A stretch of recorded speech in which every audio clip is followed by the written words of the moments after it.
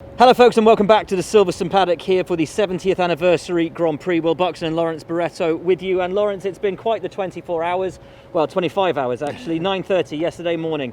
The steward's decision came through in the Renault versus Racing Point case and really it's blown everything up. Almost as soon as the FIA released that decision, it became clear that teams weren't happy, and including the team in which the penalty was applied to, Racing Point. They obviously then had 24 hours to decide whether or not they wanted to appeal. Having read that 14-page document, we had a read of it, and it took some time to really digest it.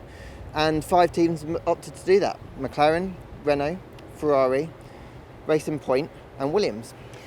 It's fascinating to see which teams have opted to notify the FIA of their intention to appeal. That's very important. They haven't appealed, they have notified of their intention to appeal. First of all, a quick summation of exactly what the findings were. It all hinges around the rear brake duct. And essentially the transfer of information from Mercedes to Racing Point. If they had put that onto the RP19 last year and developed it to the RP20, that was deemed as being legal. But because of the difference between listed parts from 2019 to 2020, because the rear brake duct from the W10 wasn't put on the RP19, was solely put on the RP20, that is deemed as being illegal. So it's the process by which this design has been made rather than the design itself. Exactly, and that is why the FIA decided that the Racing Point could continue using the brake ducts for the rest of the season. And this is key. They can continue to use these brake ducts for the rest of the season despite the process by which it was made being found to be illegal and the team being docked $400,000 or euros? Euros. And 15 points. Now, talking to some of the team bosses yesterday, they were very angry. They said this opened up a potential loophole, that you can flout the rules in terms of how one creates a part, simply take a financial penalty and keep running it for the rest of the year. And this, I think, is the big worry. And this is why the teams have appealed, or notified of their intention to appeal, is to slam closed this door.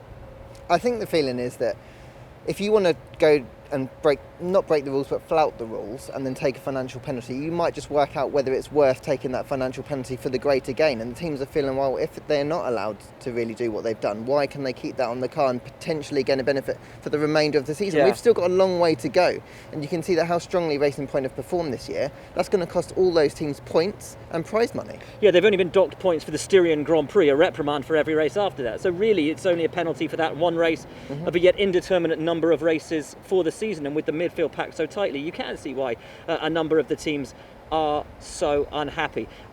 Interesting to see Williams, one of the teams to have notified their intention to appeal. Claire has always been very forthright in her desire to see this sport remain as a solely constructor-based championship. And I think that's the big fear, isn't it? To see a number of clone cars, of copycat cars, and this really becoming a two-tier sport between those that make and those that sell. Racing Point have really pushed the boundaries in what they've tried to do this year. And by the letter of the law, they haven't really done anything wrong, as Otmar Safnauer keeps saying, in terms of the actual design elements. It's the process, as we talked about, that was the issue. Yes. So I think what that's doing is taking Formula away. It's taking it into another realm. And a lot of teams, like you were just saying, Williams, who believe in the DNA of the sport, feel like that's not really what Formula One should be.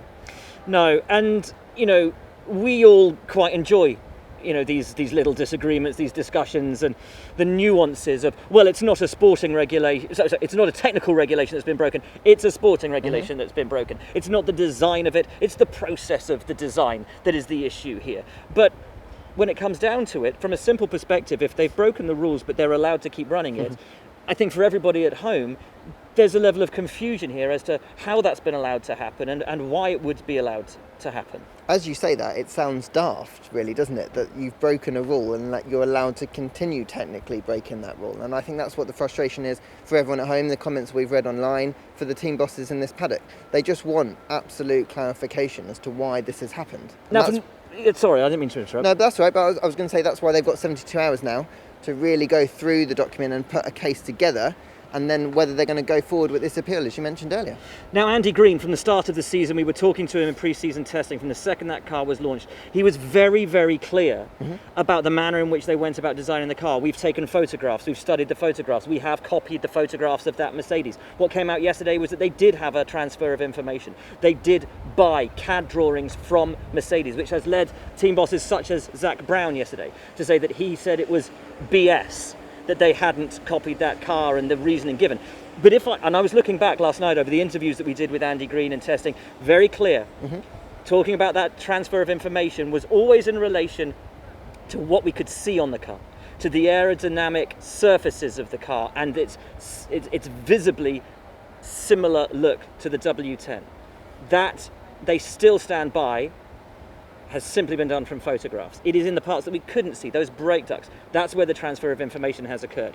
So Andy Green, absolutely on point, on message from the outset, which shows to me as far back as February, they knew this was going to be questioned. They knew that they were going to be under the microscope. And the FIA obviously went to the factory, they carried out a series of checks. It was just turned out that in that particular area, the brake duct area, those checks weren't carried out, and I think that's what the issue is, because they were looking at the wider picture. Yeah. That's what everyone was talking about, to be fair, at testing. It was the idea of it looked like a Mercedes. At how similar it is, yeah. Exactly. Yeah. Now, obviously, the teams that have protested want this cleared up. They want a more draconian penalty, and they want really this loophole closing. There have been some suggestions online and within this paddock that there could be something more at play. The semantics, the politics in Formula One, nothing ever happens, so people would argue, without an underlying reason. And that reason, they believe, is the Concord Agreement, that some teams have already signed up to the Concord Agreement, which is the constitution that binds this sport together, and needs rewriting and re-signing this year. The teams have already done that, are trying to apply pressure on those teams that haven't. Do you see any truth in that? That was the second biggest story really yesterday, was how it was essentially Mercedes who don't seem keen yet to sign. Yeah. Everyone else wants to do it. There's been a lot of chatter online about how this could be a way of applying pressure to Mercedes and to Toto to try and get them to sign. I don't think that's the case. Yeah. I think fundamentally what teams involved in the sport are worried about is they want to make sure it's an independent sport. They want independent constructors. They're not really interested in the B teams, copycat cars, and they want to draw a line under this. When Renault launched the protest way back in Fisteria, that was one of the fundamental reasons that they did it, because they were worried about the DNA and the direction that the sport was taking. And I feel like going forward, what they want is an answer on that. What is Formula One going to be in the future? That's it, isn't it? It's about the fundamental principles of what this sport is at its heart. It's what Claire has been arguing for years, and she's been very forthright with that. I have to say, before we go, amazing to see Williams as a Mercedes customer, McLaren as a future Mercedes customer coming out and protesting this, protesting the relationship between their engine supplier and one of their fellow customer Mercedes teams. It is, honestly, I haven't seen for a long time this kind of a political move.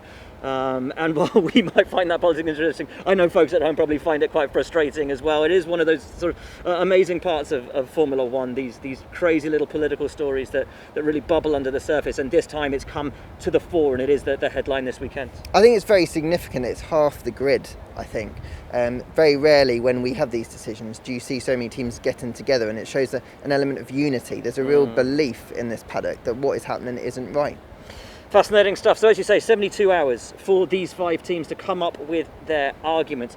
4 of them hoping for clarification and a more draconian penalty for Racing Point. Racing Point themselves hoping to overturn the entire decision and to be found innocent in any wrongdoing. We, of course, will keep you up to date with everything that transpires as it unfolds. Thank you for your insight, mate, as always. For now, though, from Lawrence, from me here at Silverstone, that's it.